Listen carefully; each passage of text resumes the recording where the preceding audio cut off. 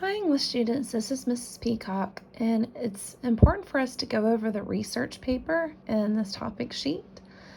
For this research paper, I would like you to utilize outside sources, so that could be articles, books, documentaries, etc., to learn about an influential person and how he or she has influenced today's society, whether for the better or for the worst. So notice I did list multiple types of sources you can use. You're not required to use a certain number of online sources versus print sources. Just as long as the sources are reliable, that's the main thing I'm looking for, is that they're academic reliable sources and not anything like Wikipedia or blogs. So if you're not sure if a source is reliable, feel free to check in with me. You could send me a website link and I'll look over it with you to make sure that it's a good source. But you're using these outside sources to argue the influence of an individual. While you may choose the person, please ask my permission for your topic before beginning your research. As you can see, this week's assignment is a topic proposal and outline, and so that's how you're asking permission for the topic, is submitting this topic proposal. Also, you may not repeat a topic you've written about in the past, so that could be during English 101 or your high school classes. Make sure this is an original paper. One reason for that is that your essays are all going to be submitted to a plagiarism checker through Blackboard. And so if you have written this essay in the past, it'll come up as a plagiarized essay. And on my end, it doesn't say the student who turned in the original essay. It just says that it's plagiarized. Also, I want you to do an original work, because it wouldn't be fair if you just submit an essay you've already written and your classmates are putting in the work for this assignment. But if you're not sure, just check in with me and ask this question. Your rough drafts are going to be due Wednesday, June 14th by midnight, and you'll turn those into the discussion board underneath research paper peer review. Peer review is where your classmates are going to get to read over your rough drafts and give you feedback on how to improve the essay. That way you can use their feedback to revise your essay and make it a final draft that's ready for me to grade. So the final draft are the ones I grade. The rough draft is the one that your classmates are going to give you feedback on. The final draft will be due Wednesday, June 21st by midnight, and you'll turn that into the content folder underneath week 5. I literally have a section that says research paper. We'll submit here under the week 5 folder once we get to that spot in the semester. This research paper is worth 40% of your final grade, so quite a large chunk of the average does come from the research paper. It really counts as 2 essays versus 1 essay. The length of the research paper should be at least 1,000 words in length. That does count the works cited page and any in-text citations you include as well. The formatting should be 12-point Times New Roman font, double space with MLA heading and style. So at this point, I want to turn to the Siegel textbook, which is the textbook that was used for 101 and 102. And this page on page 192 has a good example of MLA formatting. Notice the heading has your name, my name, the course, and then the due date.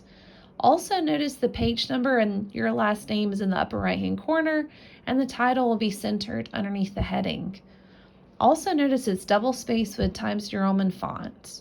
If you have any questions about MLA formatting, please let me know. So you need to have MLA formatting for every essay. What's unique about this research paper, though, is that it must have a works cited page. The works cited page is the page at the end of the essay that lists every single outside source that was used.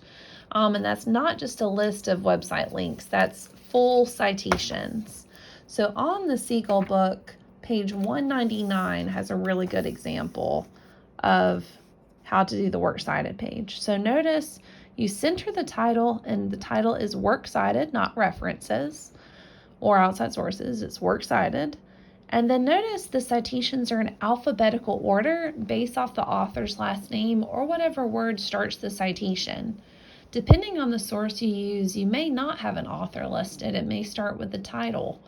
But if you're not sure how to cite a source, please email me and ask the question, because your Siegel book has an example of how to cite most sources. So I can let you know the page number that's best to use for an example based off the outside source you find. Also, don't forget we have a fantastic writing center, and our tutors are qualified to teach you how to cite sources as well. So if you're not quite sure how to cite a source, and maybe you don't feel comfortable emailing me or asking me, you can also work with our tutors and they can help you cite as well. So, but page 199 is going to be the best one to use for example works cited. So, you'll need MLA heading and style. You'll have to have a works cited page, and it will need to include at least 3 outside sources. That is the minimum for the assignment. Of course, if you find more outside sources and want to utilize them, you certainly can use more, but 3 is the minimum for this assignment. And like I mentioned earlier, it's not that they have to be online sources or print sources. Say if you find a really neat documentary that's reliable, you can use that. Also, when you're choosing individuals, it could be you find a historical figure that you want to research or a pop culture figure. Depending on who you want to research, it'll take you in different directions. To be honest, this is a fairly open topic research paper, and the reason why I like open topic is that students can choose a topic they're genuinely interested in versus me letting you know what I want you to research. You can use your own perspective and your own hobbies and your own interests to shape which topic you choose. For instance, in other classes, maybe a history class or science class, it could be that you've learned a tiny bit about a certain individual, but you want to know more about him or her. You want to know maybe early parts of their life, or what led to a discovery, or what led to this influence in history. And that's the individual you need to choose to research. I want you to genuinely want to know more. Also, we will spend a couple weeks on this assignment, so this will be the longest we spend on an essay because it is the longest assignment. So it's important that you really are interested in what you're reading, because that's going to make it so much more smooth in the writing process as well, versus having to trudge through it if you're not genuinely interested.